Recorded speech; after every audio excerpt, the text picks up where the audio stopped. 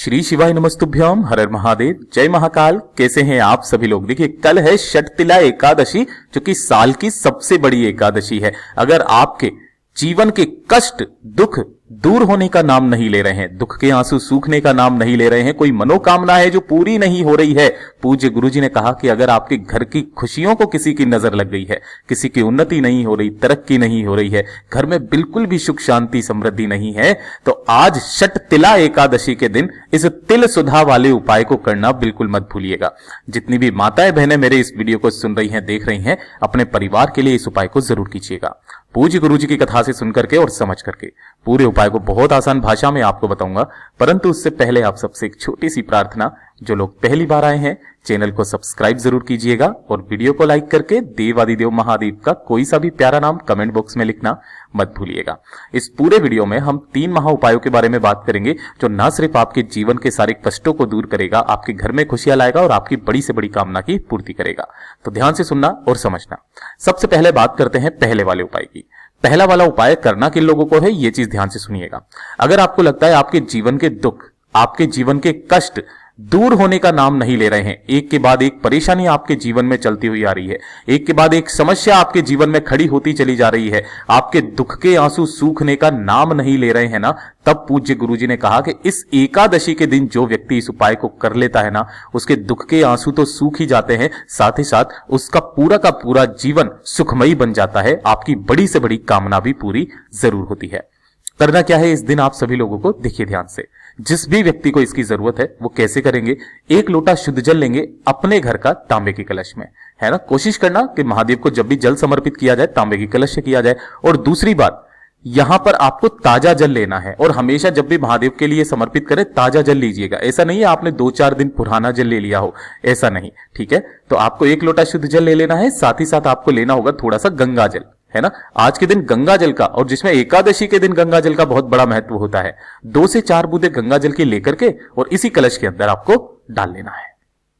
पहला काम तो आपको यह करना है। षटतिला एकादशी है तो इस दिन आपको करना क्या है कि अगर आपके घर में सफेद तिल है तो सफेद तिल आप ले सकते हो, वरना तो गुरुदेव ने कहा था कि सबसे बढ़िया होते हैं काले तिल। मात्र 1 चुटकी आपको काले तिल लेने हैं। कितने? 1 चुटकी काले तिल आपको लेना है, ठीक है। और 1 चुटकी काले तिल में चाहे कितनी भी संख्या आ जाए, 2, 4, 5, 10, 15, 20, 25, 30, कितनी भी आ जाए, ले लीजिएगा। और 1 दीपक आपको तैयार करना है। दीपक चाहे आटे का करो चाहे मिट्टी का, लेकिन इसके अंदर इस बार लगेगी गोल बाती और इसके अंदर आपको भरना होगा घी, ठीक है। तो ये 2 काम तो ये हो गए। अब आपको इन सभी को लेकर के कहां पर जाना है? भोलेनाथ के मंदिर में जाना है, शिवलिंग के पास में। जब आप शिवलिंग के पास में जाओगे ना, तब आपको शिवलिंग के पीछे की तरफ खड़े होना है, जिससे आपका मुख उत्तर दिशा की तरफ में हो जाएगा। और समय क्या बताया गुरुदेव ने? कहा षटतिला एकादशी के दिन चाहे सुबह, चाहे दिन में, चाहे शाम को, चाहे रात्रि को, किसी भी समय पर चले जाना। यहां जाने के पश्चात जब आपका मुख उत्तर दिशा की तरफ में होगा, दोनों हाथों में 1 लोटा शुद्ध जल लेकर के श्री शिवाय नमस्तुभ्यम मंत्र का जाप करते हुए पहले उस गंगा जल मिले हुए जल को शिवलिंग पर समर्पित कर देना है, ठीक है। श्री शिवाय नमस्तुभ्यम मंत्र का कंटिन्यू जाप करते हुए उसके बाद में आपको जो सामने नंदी बाबा बैठे रहते हैं, उस नंदी बाबा भगवान के पीछे जाकर के आपको शिवलिंग को देखते हुए 3 बार एक शब्द का स्मरण करना है, जो होता है स्वधा स्वधा स्वधा। अभी उपाय पूरा नहीं है, ध्यान से सुनिएगा।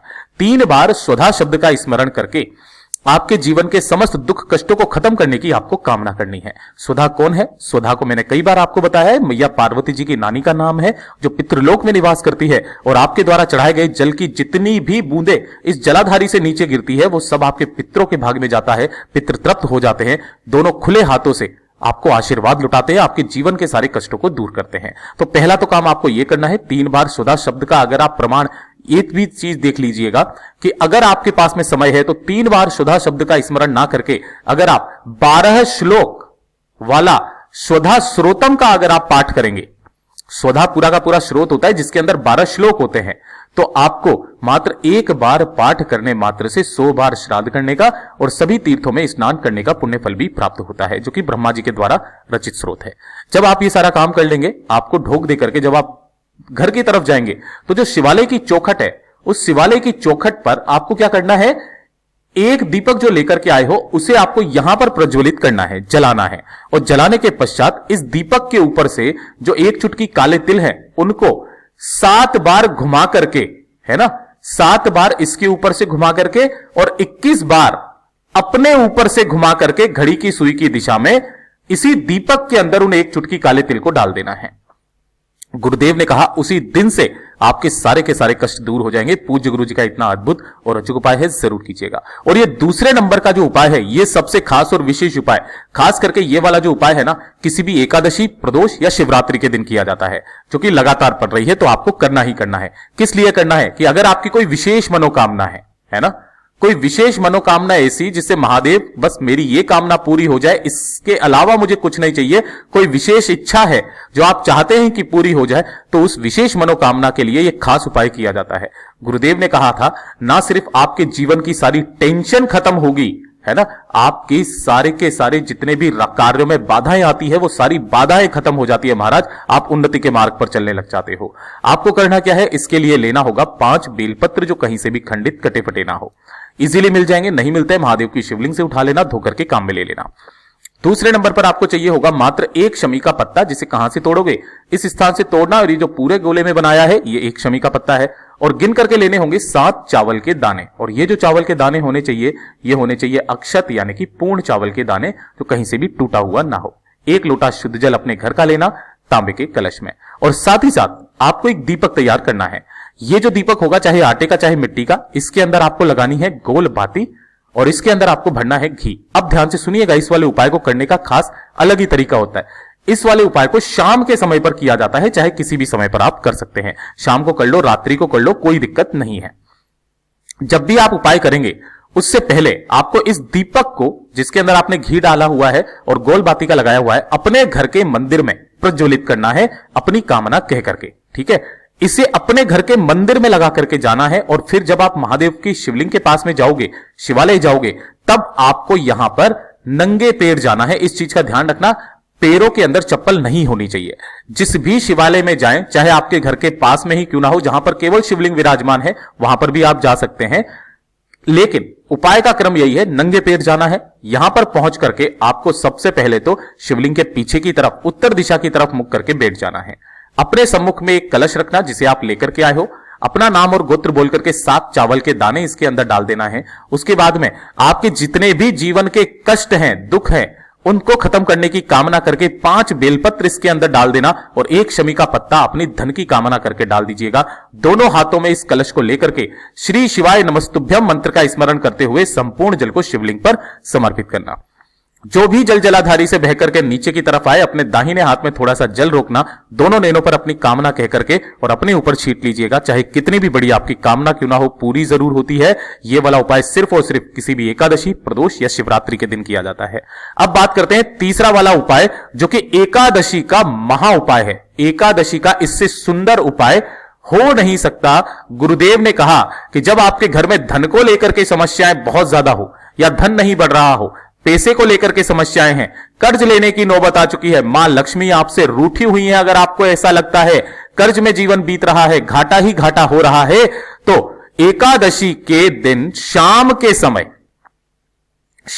समय या रात्रि के समय इस वाले काम को अपने घर पर जरूर कीजिएगा। आपको क्या करना है, एक दीपक तैयार करना है, चाहे आटे का करो चाहे मिट्टी का। यहां पर आपको लगानी है गोल बाती, ठीक है, और इसके अंदर आपको भरना है घी।